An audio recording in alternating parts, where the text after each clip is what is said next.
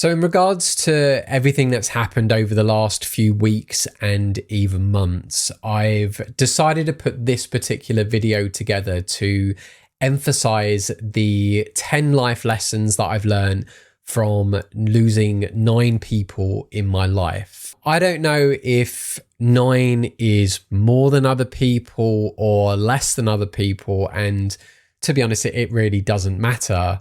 But these are life lessons that I've tried my very hardest to apply to my life, and 5 out of those 9 are of family and the other 4 are of friends, and particularly they've been friends in the dating industry. Now, I'm not saying that you have to watch all of these, even just watching 1 or 2 of these may be enough for you, but I just hope that you can take these stories and points of views on board, and I hope that maybe you can apply them in your life in some way. Without further ado, I'm going to go through my 10 points, and they aren't in any particular order either.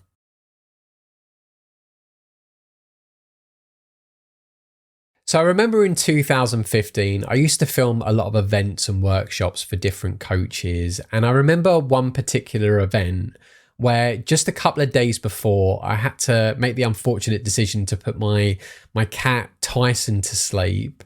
Now, bless her, she was 23 years of age, which is incredibly old for a cat. I think at the time it was near what was the oldest cat living in the UK. So she was nearing that point where she could have got into the Guinness World Records. But bless her, no, we had to put her to sleep. And I remember feeling really distraught about that. And I was having, it was in the middle of the event, and there was a break, and I'd gone onto Facebook, and I'd seen that my cousin had put a comment about my grandpa had just passed away. And you know, when you like see something, you don't quite take it in. You're like, what's going on here? I don't quite understand. And I just couldn't quite take it in. Like, first of all, I was like trying to think, like, is she talking about maybe her grandpa on like her side of the family? It's not going to be my one, the one who I love and who motivates me a lot. If it wasn't for him, I don't think would have had the motivation and belief to have started my own business and to have gone forward with it. And then I remember I'd called my mum, and my mum was like in tears, and she was crying. She was like, yeah, your grandpa's passed away. And I remember at the event having essentially like an anxiety attack or a panic attack, and feeling really distraught over that moment. It was, it was just felt very overwhelming. 3 days before, I had to let go of a loved one who, had really supported me with a lot of my anxiety and struggles growing up. I was someone who was very shy and introverted. I found it very difficult to express myself. And, it's just amazing, like, how much a cat can help you with just offering unconditional love. And then now, 3 days later, I'm now hearing of another loved one has now gone. And I think in the aftermath of everything, what really made it more upsetting was that I remember doing so much in the dating industry. I was dating loads. I was out doing loads of cold approaches and stuff. I was I was working with different dating coaches and stuff at the time as well. But it hit me that I wish I'd have been able to have spent more time with him. Approaching and speaking to people is great and all, but I would have traded any one of those moments to have had another minute with him, or to have at least said goodbye, because I didn't really get to do that. It was only maybe until the funeral that I actually got to say something. So I then made sure, like, since 2015, that if I ever met someone that I truly loved or cared for or really supported, I would value that time to the best of my ability. And I think definitely with even my recent cat, who I had to also put to sleep, so Lily, who had cancer, I made sure that even with her, and this also goes with like friendships that I've got with, and that's not just with like friends, but like with clients as well, and even relationships that I've had, I've never wanted to take them for granted because of the fact that I just didn't know how long anything was going to last. You know, anything can happen. You know, one moment someone's fine, the next moment you're having to say goodbye. And that certainly was the case with Lily. And however much it has been upsetting, I know deep down, and I can even say it out loud, that I valued every day and every second with her and with everyone else that I've spent time with, and even friends that I've lost as well. You know, I always kind of cherish those moments, and with people that I meet, I just embrace it and enjoy it, you know, for as long as it lasts, because there might not necessarily be a tomorrow for them, for me, for anyone else. So I think, yeah, I think just value the time that you have with someone, embrace it, you know, because you just don't know how long you have with them.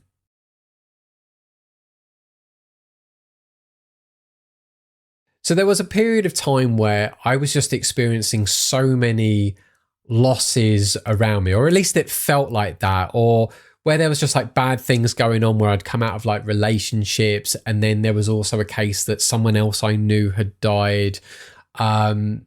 It felt like that I was just gathering up loads of like negative experiences, and I was also just throwing myself into my work to try and just distract myself from it all. And I eventually realized that the reason why then things felt so much heavier and so much more painful was the fact that I was just collecting negative and bad experiences, or just, you know, negative thoughts or traumas of things that had happened, and not really replacing them with anything positive. Like, I wasn't traveling, I wasn't going on holiday, I wasn't socializing, I wasn't making friends. And it just felt like I was falling into this abyss, and that the world was just like closing in on me.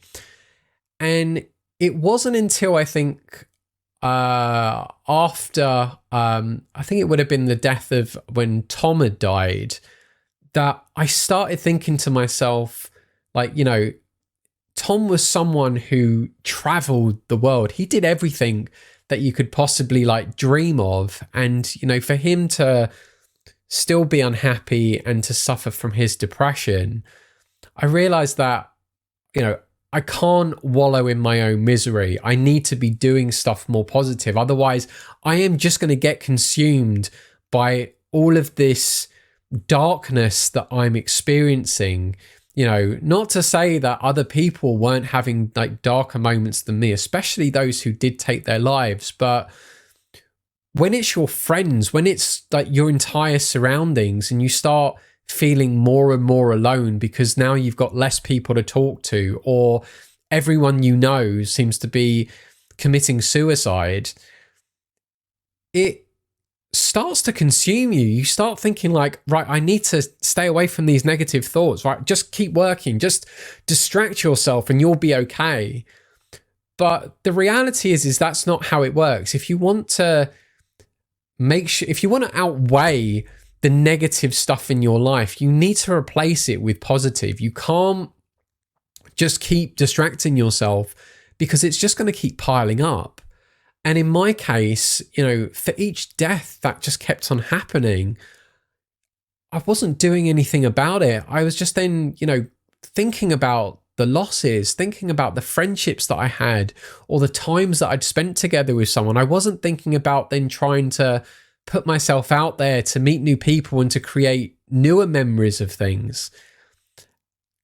And I think it's just important to remember that if you just keep collecting negative, whatever the negativity is in your life, if you just don't replace it with anything positive, then it will destroy you on the inside, however much you try and distract yourself from it. So consider putting yourself out there, however hard it is, but you are better to keep trying to find some goodness, find some happiness in your life. Otherwise, the worst thing's going to happen is, or you're just going to be another person who's going to be at the end of their tether and start thinking about taking their life as well. Now, fortunately, touch wood, I haven't come close to crossing that bridge, but I can imagine, and I could almost be certain that there are going to be guys out there who have had so much bad luck, bad things happen to them. They've had traumas and whatever, and they aren't doing anything to try and replace it, to show them that life is worth living. And if you just collect all these bad things, whatever it might be, I mean, definitely for me, it was, a lot of deaths and a lot of like friendships that have gone, or relationships. It will just consume you. And that's not going to be healthy for you at all. That's not going to help you to move forward in life.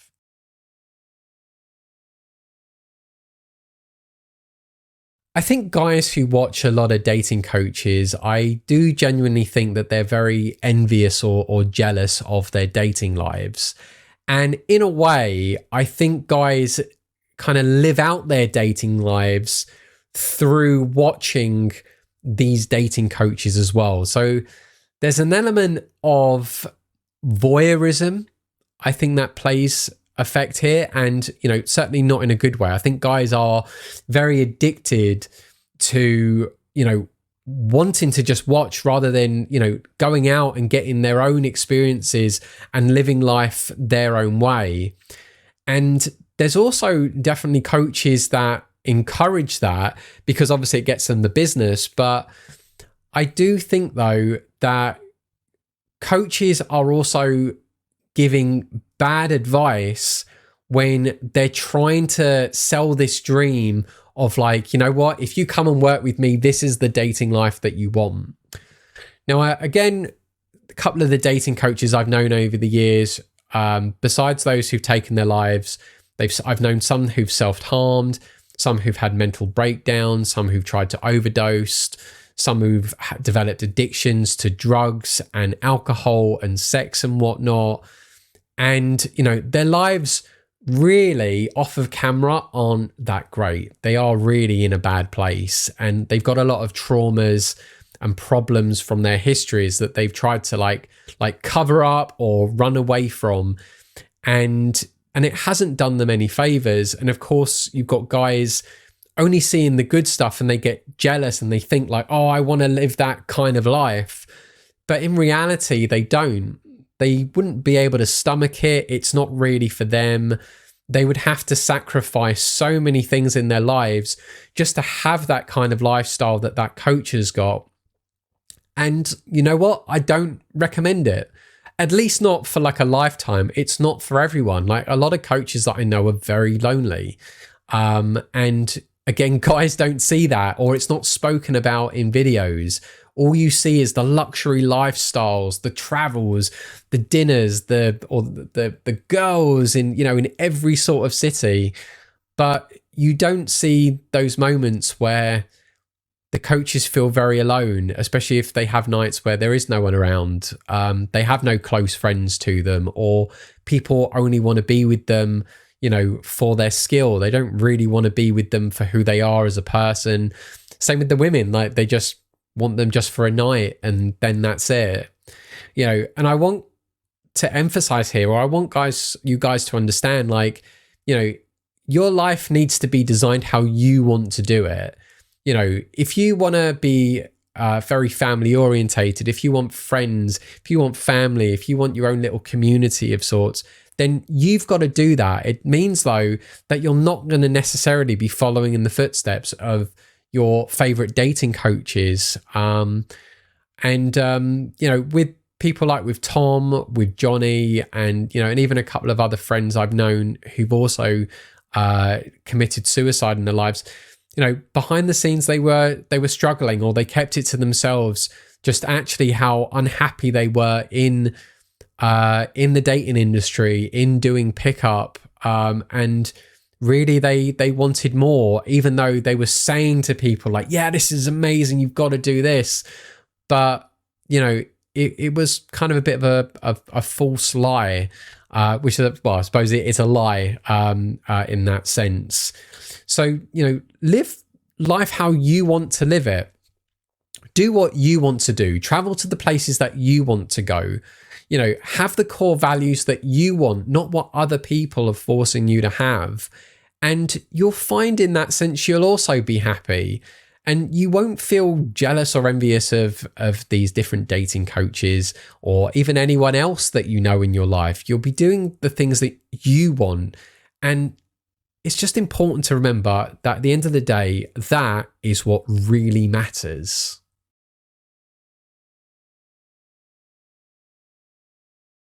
So something that I always really respected with people like Tom and Johnny was the fact that they were always constantly pushing their comfort zones and always facing their fears and never living their life with regret. They always did something that made them happy or was constantly pushing the limits. And if it wasn't for doing things in their lives, it was just the fact that they were committed to wanting to help other people.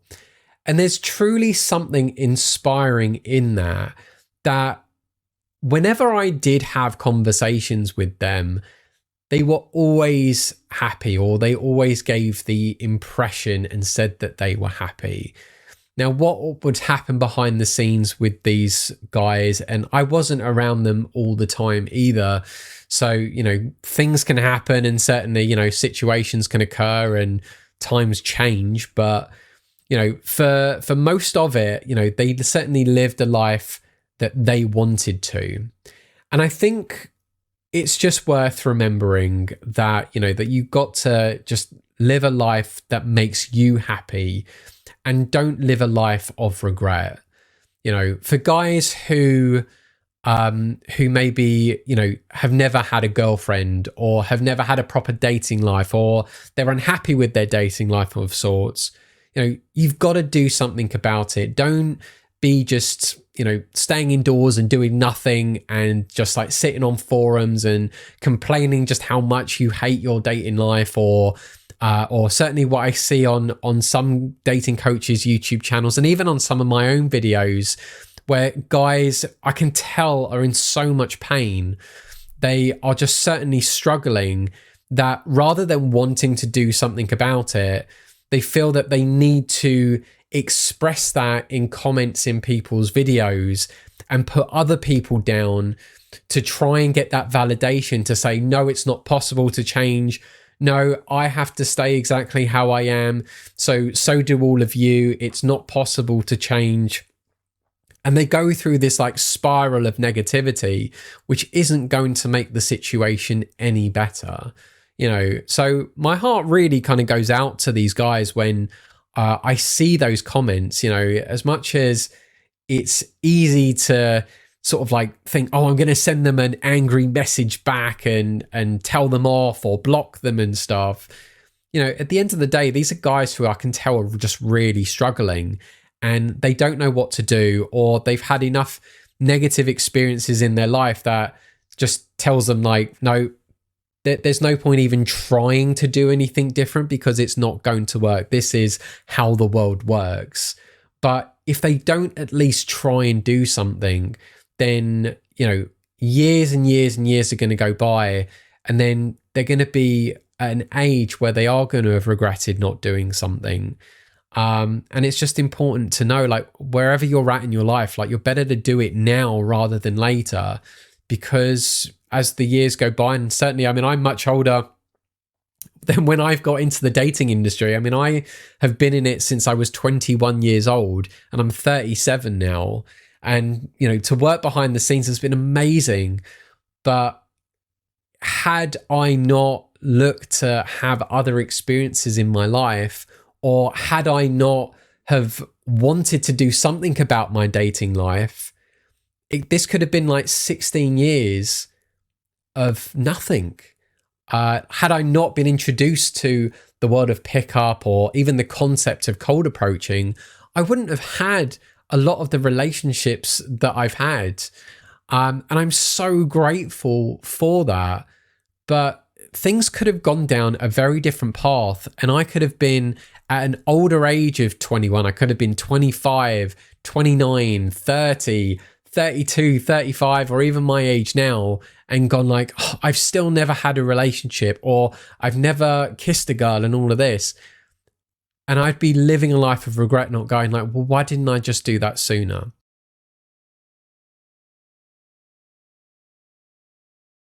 So this is something that I didn't really do until after Johnny's passing, to actually open up and tell people that that I was really sort of struggling internally with how I was feeling about Johnny's passing. Now, I mean, I'm someone who doesn't tend to complain out loud about a lot of things. I tend to bottle stuff up and save dealing with my problems at another period of time, or do it at a time where, like, you know, no one's around and I can grieve in my own way. And for many of the deaths in my life, you know, I wouldn't really talk about it with people. I would kind of just keep it to myself, or maybe at most I would discuss it with my brother or with my parents. But that would be it. I wouldn't really express it to anyone else. And it wasn't until really with Johnny's passing that that changed, because I felt he was someone who was always coaching people to be more expressive, to be more genuine and honest and authentic.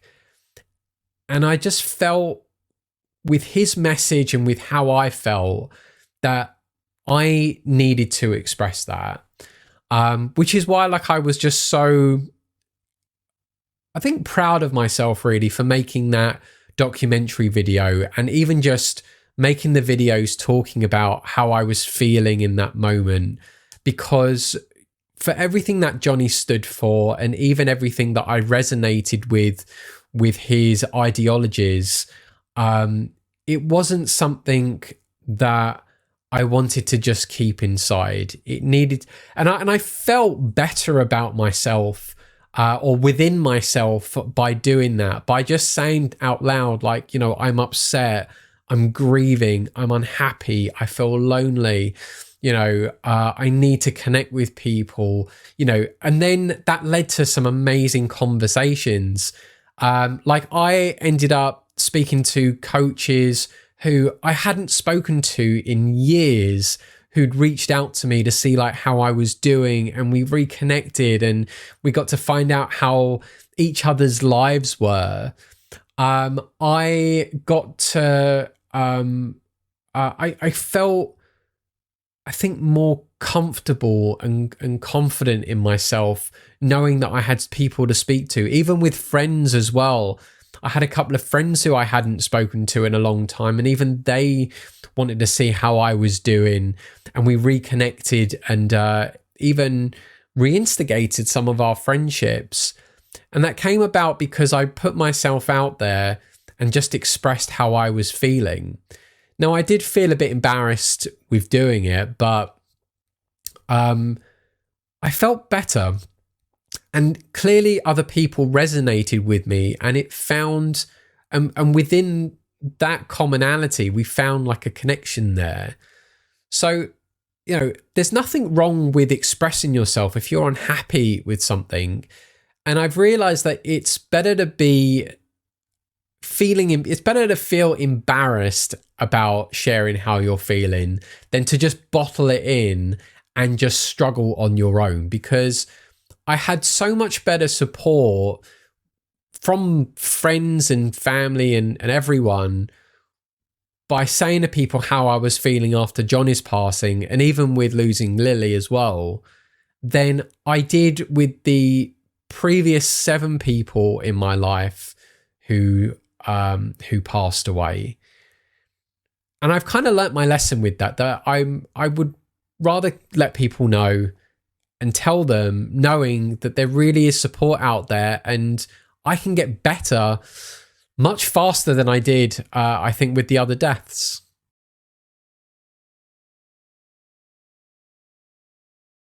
So if there's one thing that I can say with the 5 family members that I have lost over the years, is that I certainly do come from a very altruistic family. It's been one of the greatest things that I have loved doing ever since I started my business back in 2012. Like I genuinely believe now that like my purpose on earth is certainly to serve people and just help them to find their way in life. And for me, it's certainly been very fulfilling. And that was a lesson learned from, you know, the people that I've spent so much time with growing up. And, you know, the lessons that they taught me about, you know, helping others. And I guess, you know, if we want to get spiritual, saying like the whole karma thing, like I do somewhat believe, you know, if you can do good things to people or for people, then you do get it back in return. But there's an even deeper message there, that I tend to look for the more positive and optimistic things in life. And that's meant that, you know, even when bad things happen to me, I will still try and find the goodness, and it no longer really brings me down as it once used to. My grandpa, my grandparents, my grandpa definitely were people who were always about like helping their communities or helping others who were in need. And I've tried to follow in their footsteps, really, and do the exact same thing. And I do it also in memory of them, besides wanting to do it for myself. And I do it really brings me warmth for doing that. I mean, I guess this is kind of like a really sort of like woo-woo message, but I would say, you know, if you can do altruistic things in your life for others, I think you just tend to gravitate towards finding what your purpose is in life as well. And, you know, I remember even growing up, like I had no idea what I wanted to do. In school, like somehow everyone knew what they wanted to be when they grew up, and I just had no idea. And just from doing like altruistic things for people, somehow landed me you know, different jobs of sorts that then led to me being a main participant in Darren Brown's episode with the placebo experiment, which then led to me getting into another particular job, which then led to me starting my filming business, you know, and then I, you know, grew this lifestyle and helped so many people indirectly, all because it started off with me just wanting to help people. Other than, you know, trying to help myself. So if you're someone who does feel very lost in life in general, try and just do good things for people. And you can start off small. You could, you know, go to a coffee shop and then buy like a homeless person a coffee, you know, just buy a couple of hot chocolates and then walk down the street. And if you see someone who needs help, like just give it to them. Or even volunteering in places as well. Like there's just something about helping others makes you feel better and about yourself. You feel part of something. You don't feel like a waste of space. You feel like you're here on earth to help people. And in fact, even just on top of that, when people try and knock you down and tell you that you're a bad person, you can then actually reflect and you can go, well, hang on a minute, I'm doing all of these good things in life. How can I be a bad person? And then you just look at these conversations in a very, very different way. So like I'd met people in my life who, put me down, they bullied me, they made me feel absolutely shit about myself. But on reflection, with all of the good things that I've done with helping people, I look back and go like, well, actually, that probably says more about them, that they were just reflecting it on me, because I know just how much I was genuinely trying to, support people and be there for people. So how can I be a bad person? It just, it doesn't make sense. And I'll be the first person as well to recognize and take responsibility for something if I feel like I'm doing something wrong. So yeah, it really just sort of shifts your reality if you can be more altruistic and you can help people.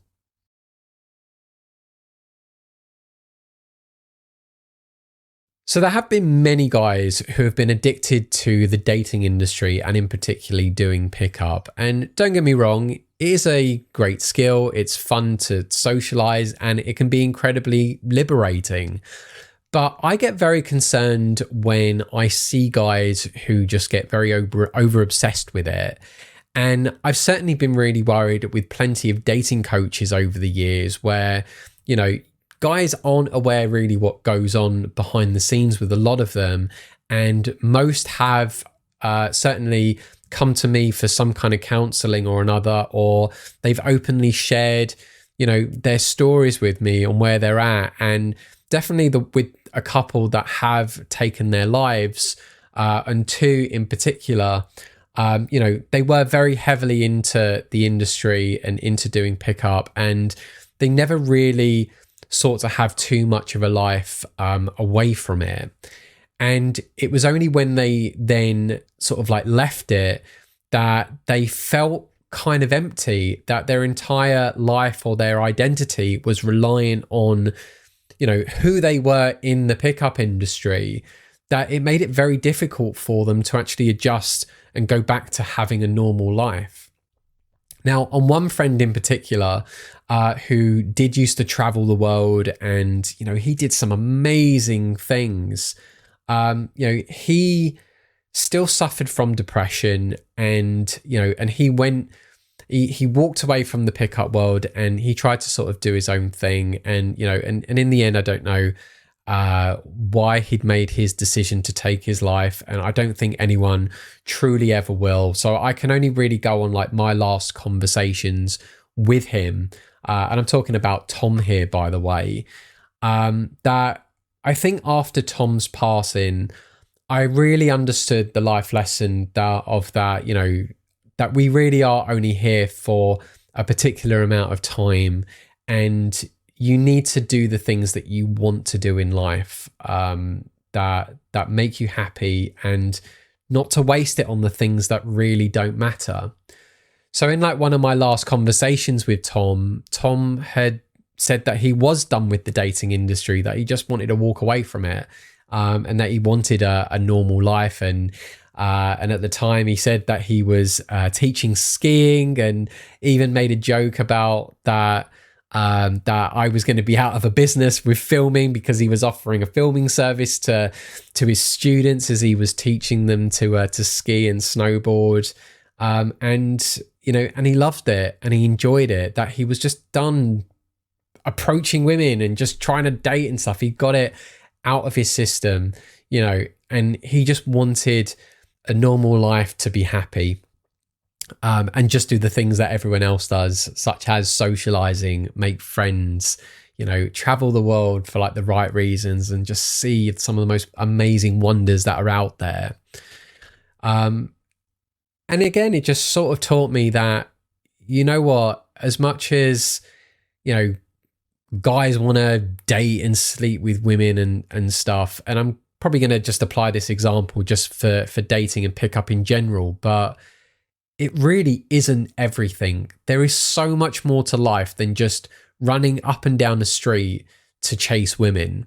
Have a sabbatical experience with it, or learn the skill or the technique so you can be more confident, you can feel more liberated, and you can meet people and date people that you've never even thought about dating before. But don't turn it into a hobby. Don't turn it into a lifestyle where that's it. That's all you ever do. And then you give up your friendships, you give up your family, you give up your career and stuff just simply for the pursuit of just going to chase and sleep women. It's an empty goal. And I know that because of just the conversations that I've had with coaches that have left the industry and they have moved on. And again, even in the cases where some of them have taken their lives, or others that I've known who have self-harmed or have had mental breakdowns, and just other things as well, that don't waste your life on just doing pickup. Like, find other meaningful things out there and you'll certainly feel happier in yourself for doing that.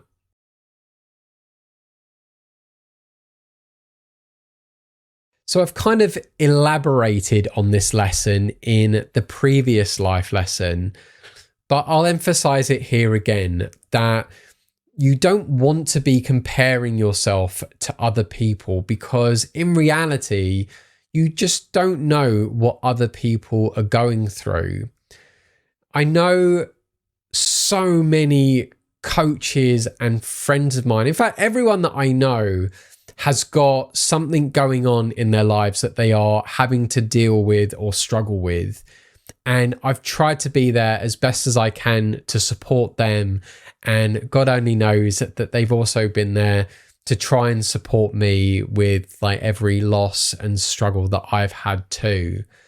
But there's no point though feeling jealous or envious of people, especially like with dating coaches who are traveling the world, or they are giving that impression that they're having this amazing dating life, when in, again, reality, they are lonely. They don't have people close to them, around them all the time.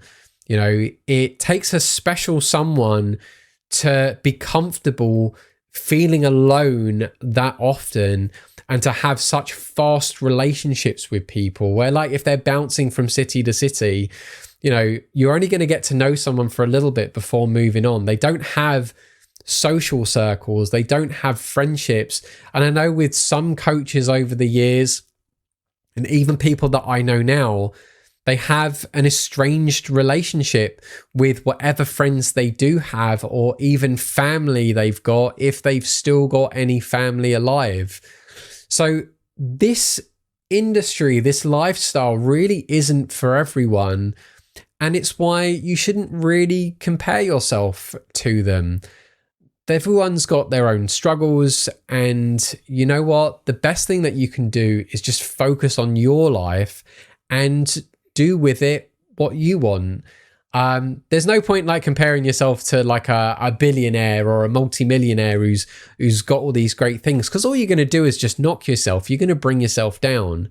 And trust me when I say, I've been there myself, where, you know, a lot of coaches that I have worked with, I mean, I'm London based, and there have been coaches who have, I've built up their reputation, I've built their business up to a certain point where they then go traveling and then I don't see them again, or I don't necessarily hear from them again, or it might be a once in a blue moon that I end up speaking to them. And even I'll compare myself and be like, I wish I was traveling as much as them. I wish I was having the dating life that they were having. But the reality is when I think about it, is I don't want that life. I enjoy spending time with my family. I enjoy spending time with my friends. I love London. I don't think I could just be away from London indefinitely. At least, you know, that's my thinking process at the moment, you know, and I'd want to be close to my family. I want to be close to my brother and my niece, you know. So comparing myself to other coaches, at the end of the day, it does make me wonder also, are other people comparing themselves to my life? You know, I'm so grateful for everything that I've got going on. And I always try and express that to the best of my ability, that I do wonder if people compare themselves to me, that it's reciprocated. So all then I can do is just encourage people to be like, look, if you want to have something like what I've got, then go for it, but have your own version of it. Don't go for exactly what I have, because I can assure you behind the scenes, I've got things that I'm not happy with and that I'm dealing with on my own as well. So focus on your own journey and focus on what you want, but don't compare yourself to other people, because trust me, other people's situations and lifestyles, even the most glamorous of ones, really aren't as amazing as you think they are.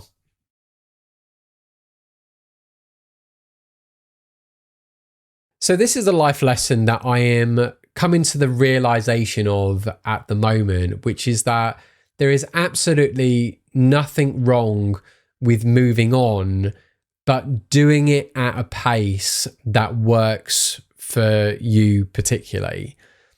So I've noticed with how I'm grieving with Lily has been somewhat different with the other losses that I've had in my life. I mean, certainly I've grieved for a long period of time for each of them, but some have been like longer lengths than others. But with the passing of Johnny and certainly having to put Lily down because of her having cancer, has certainly been very, very difficult for me. That I've just tried to pace myself with coming to terms with it. So I have like tried to take like incremental steps with doing, you know, jobs and chores and things that I need to do. And I've tried to also just understand like where my brain is mentally and where my body is physically as well. So like I find I have days where I feel really unmotivated, that it's just very difficult to get out of bed. And then I also have moments where I'm just getting incredibly forgetful, where I'm having to like write stuff down to then go over and be like, oh, okay, I need to message this person back and so on. And usually I'm like really good with these things. So that's where I know like my grieving has certainly affected how I am being productive on a daily basis. So to pace myself, I'm just giving myself like a handful of jobs that I need to do each day. And as long as I achieve them, I kind of give myself a pat on the back for it. That is a micro win for me.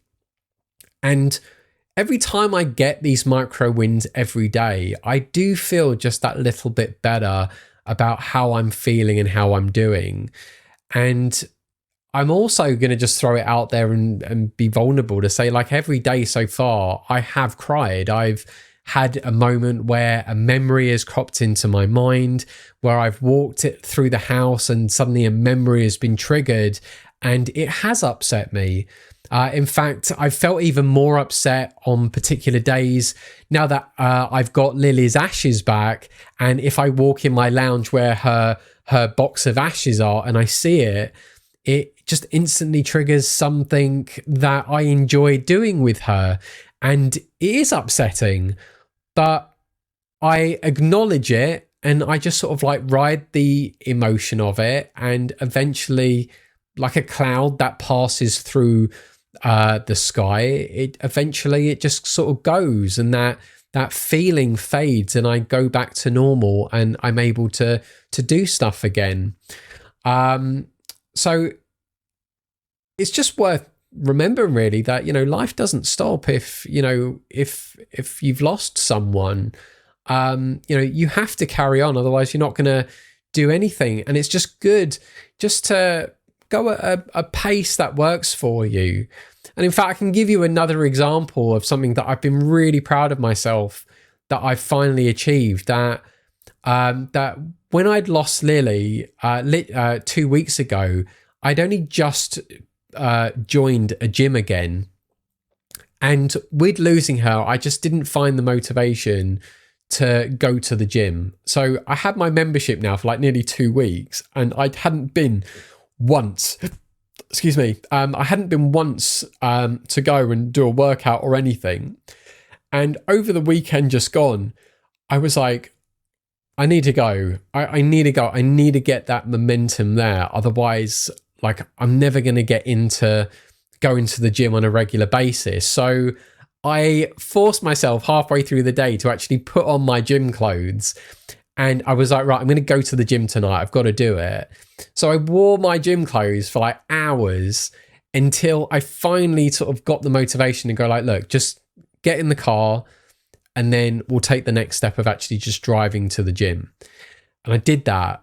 And then when I got to the gym, I was like, look, I will just go on the running machine and then I'll come home. But at least I've gone to the gym and at least I've done something. And then I went on the running machine and then I felt better. I was suddenly felt a routine like trying to kick in. And I was like, okay, I'm going to lift some weights. And I lifted some weights. And before I knew it, what was meant to be just a 20-minute gym session turned into an hour. And then I headed home afterwards and I felt incredibly proud of myself that I finally had gone to the gym. That although I was still feeling really upset and sad, and certainly I felt like crying, there was a moment, I kid you not, in the gym when I was on the running machine where I had like a surge of adrenaline like pass through my body and I almost felt like I was going to burst into tears. But I felt so much better about myself that I actually did something that I felt I couldn't do whilst I was grieving. So it's okay to grieve and it's okay to do it at a pace that you want to do it at. You don't have to suddenly go back to normal literally the next day after things have been hard. You can go incrementally, but as long as you are doing something and working towards getting to a level of normality again, then that's okay. But if you are struggling though, even with that, that's where you do need to go to someone to at least just give you that nudge or just again help you incrementally, step by step, just to work towards getting back to a place that you can consider was a time before, you know, you were grieving.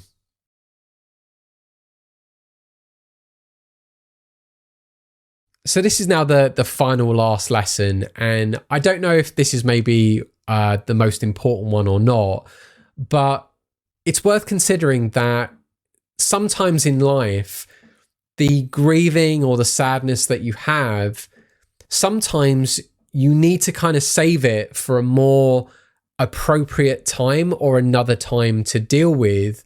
And maybe this is more particular to coaches if you are watching this and you get this far in the video, but there are guys who struggle with their anxiety or their grievances or mental health issues even more so, and that they look to you as a leader or as a rock for them or as someone who they rely on as a role model.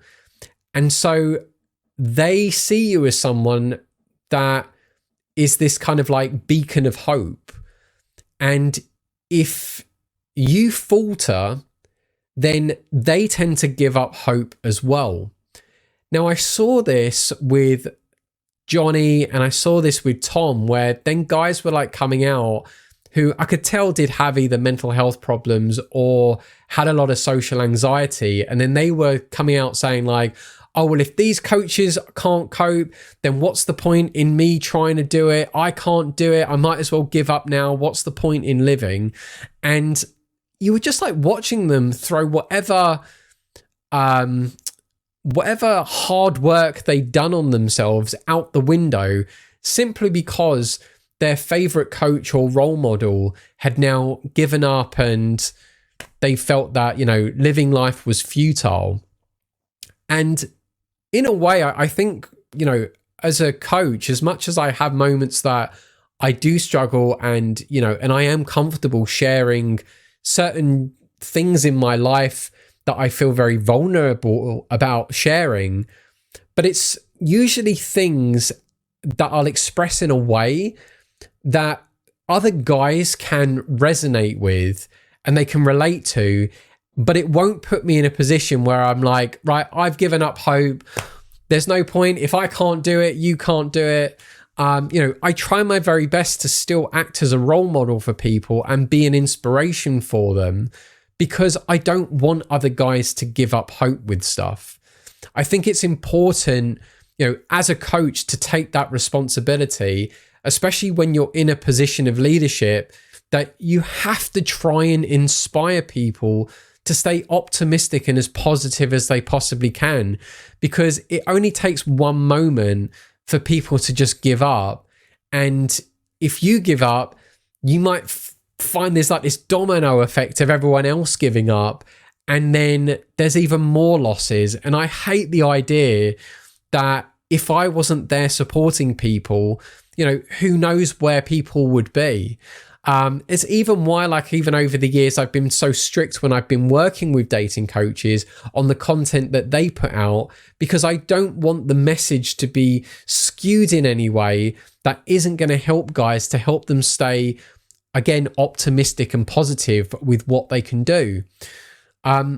So, even for guys who aren't coaches, even they might be a role model or an inspiration for someone else in their life who's maybe struggling, whether they are aware of it or not.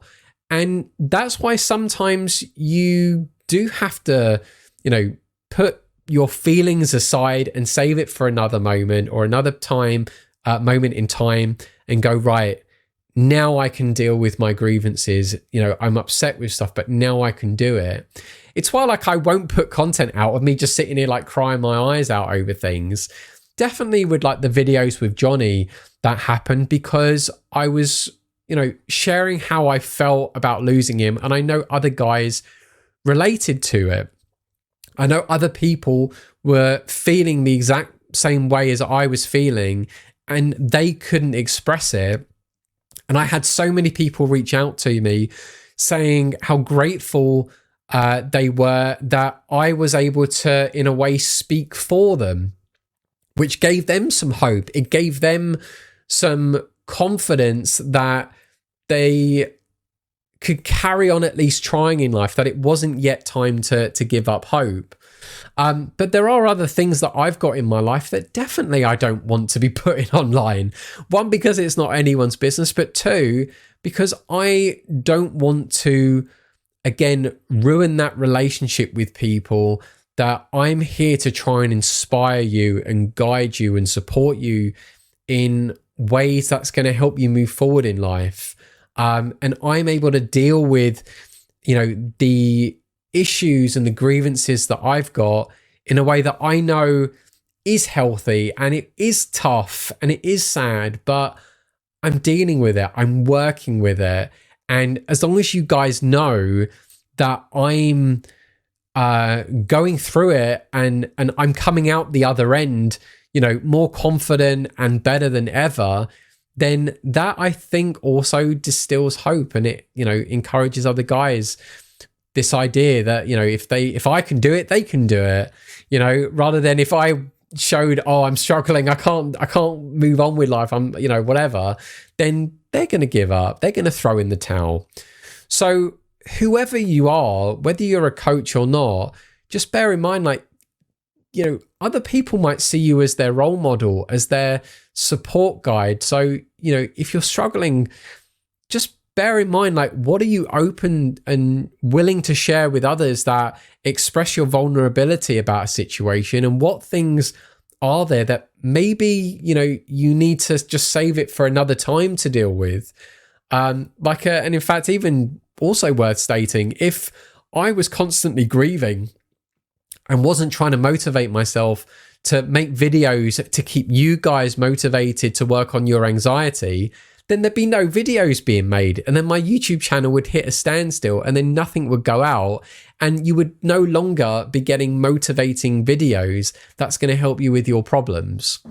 So I think that's where I'm going to end my life lessons. But like I said at the start of this video, I hope that, maybe you watched particular ones of these. Maybe you only watched the first one or two. Maybe you watched just the ends. I don't know. But maybe you even just searched for which ones you felt were applicable to you.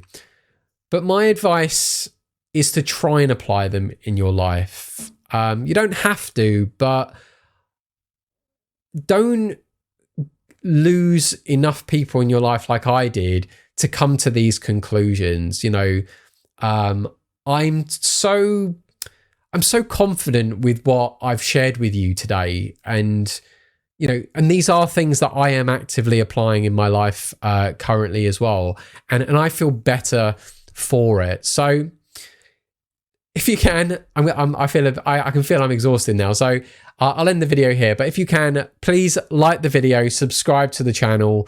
I really do hope that you know, that you can take on board these life lessons that I've shared with you, and I'd love to hear your thoughts on these as well. And maybe you've even got some life lessons that you'd want to add onto these, or maybe you even relate to these. I'd love to hear your stories as well.